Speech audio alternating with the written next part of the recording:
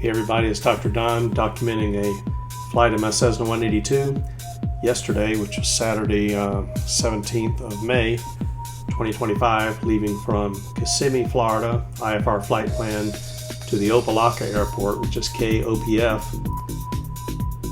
The routing follows GPS navigation using one of the suggested routes from ForeFlight, which is pretty handy for this purpose. The flight takes you over the edge of Lake Okeechobee and through the Everglades, and always approaching Opa-Locka when the wind doesn't just prohibit it from the west, and almost always landing on 9 left, in this case the ILS 9 left approach, done under VFR conditions but on the IFR flight plan.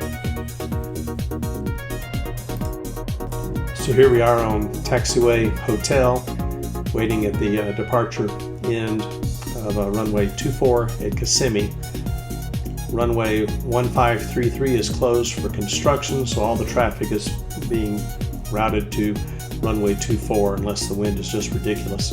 There are no instrument approaches to 24, so when you arrive at Kissimmee, you typically get a GPS or ILS approach to either runway 15 or 33 with circle to land on 24, which when I came back earlier this morning, it was GPS approach to 33 with circle to 24.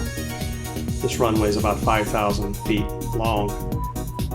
Traffic's up and down, but it's generally pretty busy since this is the closest airport to the Disney parks. Almost all is private traffic, but also various things like net jets and so on. There's also a maintenance facility for Cirrus, so you see a lot of Cirrus aircraft here. This is a Cessna 182Q model, 1979. IFR equipped, recently had a cylinder replaced during the annual, so I'm still technically in the break-in process. This flight was mostly at 4,000 feet, though the middle part of the flight for ATC, it was at 6,000 feet. Watching the temperature monitors to see how the break-in progressed. Since this takeoff was more or less to the west, it was not really in the direction of travel that was desired, as you can see at the beginning of the video. So there was some routing eventually around to the east and then to the south, because you cross underneath the approach path of the Orlando International Airport, which is only about 6 or 7 miles from the Kissimmee Airport. So there's always a little bit of routing around for southbound departures out of Kissimmee. And there's some restricted airspace if you look at the sectionals with military operating areas and restricted areas, where the Air Force uses these areas for target practice and so on in the Avon Park area. Pretty day though, pretty warm. It was about 90 degrees at the time of takeoff. I'm going to speed up the video shortly here to 8x speed.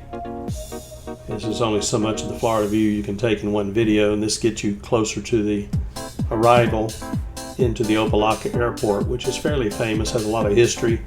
It was one of the places where the Bay of Pigs invasion was launched from, at least the aircraft from there. It has currently 2 parallel runways, 9 left, 9 right, as well as a crossing runway that doesn't have intersections really, with runway 12, which is occasionally used.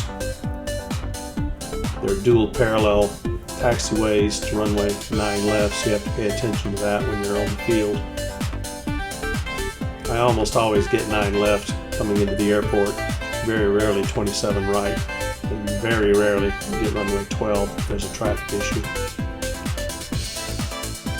One other thing I'll mention is that the Opa-Locka airport is only 5 or 6 miles from the Miami International Airport, which also has east-west runways. It has one extra runway that they don't have at Opa-Locka, and the diagonal runway actually crosses the parallel runway. But the general form of the runway layout is pretty similar, and people have mistaken one for the other when going by visual reference. So, of course, using other navigation such as your GPS is a pretty good idea in this area, as you don't want to wind up at the wrong airport. And as for the photography today, I'm using an Insta360 X4 camera. I just ordered the X5, but the X4 camera is horizontally mounted to a suction cup mount on the right side of the windshield. You can actually see the suction cup in and out of the frame up on the right. There's automatic image stabilization, so it looks like the camera is moving around relative to the airplane, but this is just the image stabilization of the camera so that the videos don't make you too airsick while watching, so the plane seems like it moves around in the camera view, but this keeps the outside view and the horizon fairly stable for you.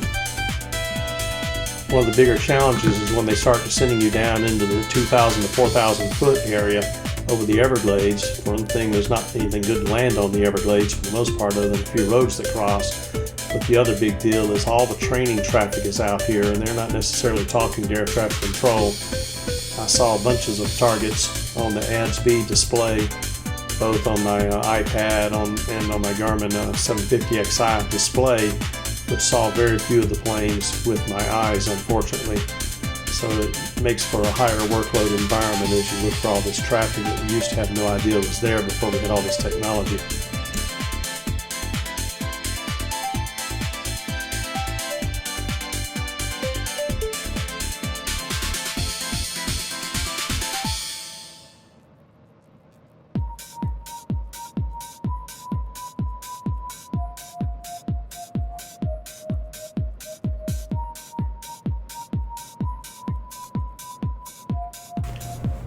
As you come up on runway 9 left of the Opa-Locka airport in the Miami area, after you leave the area of the Everglades behind, you can see these big ponds with various colors. Some of this I think is salt recovery, and some of these are probably phosphorus processing areas.